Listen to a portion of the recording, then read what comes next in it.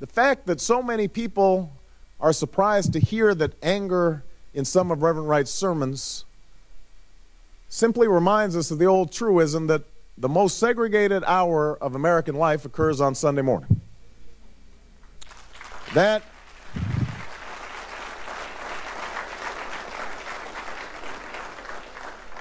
anger is not always productive. Indeed, all too often, it distracts attention from solving real problems. It keeps us from squarely facing our own complicity within the African American community in our own condition. It prevents the African American community from forging the alliances it needs to bring about real change. But the anger is real. It is powerful. And to simply wish it away, to condemn it without understanding its roots, only serves to widen the chasm of misunderstanding that exists between the races. In fact, a similar anger exists within segments of the white community. Most working and middle-class white Americans don't feel that they've been particularly privileged by their race. Their experience is the immigrant experience. As far as they're concerned, no one handed them anything. They've built it from scratch. They've worked hard all their lives, many times only to see their jobs shipped overseas or their pensions dumped after a lifetime of labor. They are anxious about their futures, and they feel their dreams slipping away. And in an era of stagnant wages and global competition, opportunity comes to be seen as a zero-sum game in which your dreams come at my expense.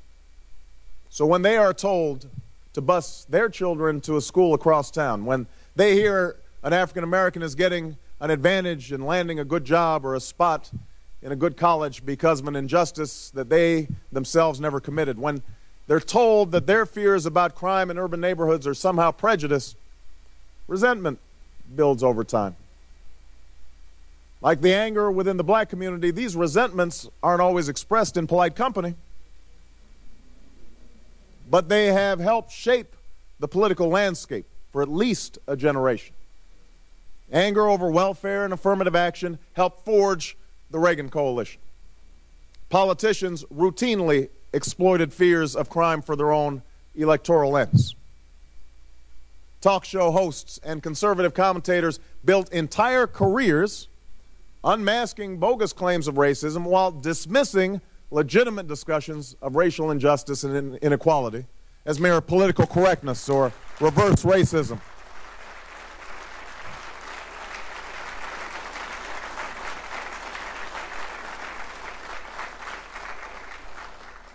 And just as black anger often proved counterproductive, so have these white resentments distracted attention from the real culprits of the middle-class squeeze. A corporate culture rife with inside dealing, and questionable accounting practices, and short-term greed. A Washington dominated by lobbyists and special interests. Economic policies that favor the few over the many. And yet to wish away the resentments of white Americans, to label them as misguided or even racist, without recognizing they are grounded in legitimate concerns, this too widens the racial divide and blocks the path to understanding. This is where we are right now. It's a racial stalemate we've been stuck in for years. And contrary to the claims of some of my critics, black and white, I have never been so naive as to believe that we can get beyond our racial divisions in a single election cycle or with a single candidate, particularly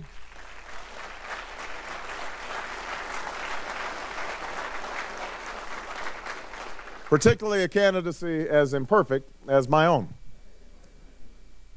But I have asserted a firm conviction, a conviction rooted in my faith in God and my faith in the American people, that working together we can move beyond some of our old racial wounds, and that in fact we have no choice.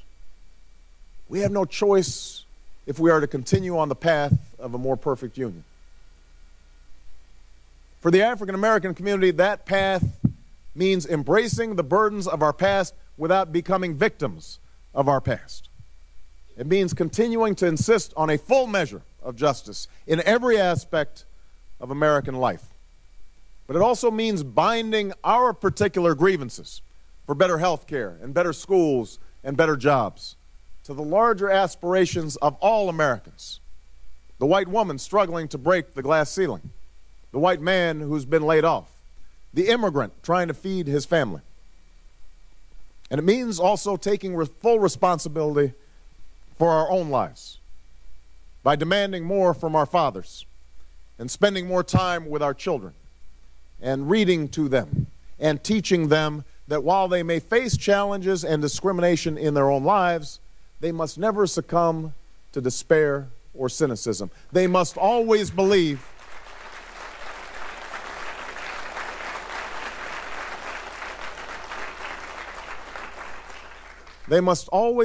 that they can write their own destiny. Ironically, this quintessentially American and, yes, conservative notion of self-help found frequent expression in Reverend Wright's sermons. But what my former pastor too often failed to understand is that embarking on a program of self-help also requires a belief that society can change. The profound mistake of Reverend Wright's sermons is not that he spoke about racism in our society. It's that he spoke as if our society was static, as if no progress had been made, as if this country, a country that has made it possible for one of his own members to run for the highest office in the land and build a coalition of white and black, Latino, Asian, rich, poor, young, and old, is still irrevocably bound to a tragic past.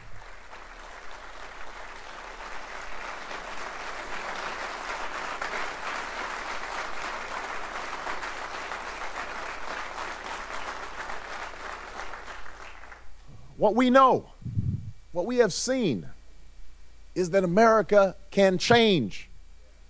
That is the true genius of this nation. What we have already achieved gives us hope, the audacity to hope for what we can and must achieve tomorrow. Now, in the white community, the path to a more perfect union means acknowledging that what ails the African American community does not just exist in the minds of black people, that the legacy of discrimination and current incidents of discrimination, while less overt than in the past, that these things are real and must be addressed, not just with words, but with deeds, by investing in our schools, in our communities, by enforcing our civil rights laws and ensuring fairness in our criminal justice system, by providing this generation with ladders of opportunity that were unavailable for previous generations. It requires all Americans to realize that your dreams do not have to come at the expense of my dreams, that investing in the health, welfare, and education of black and brown and white children will ultimately help all of America prosper.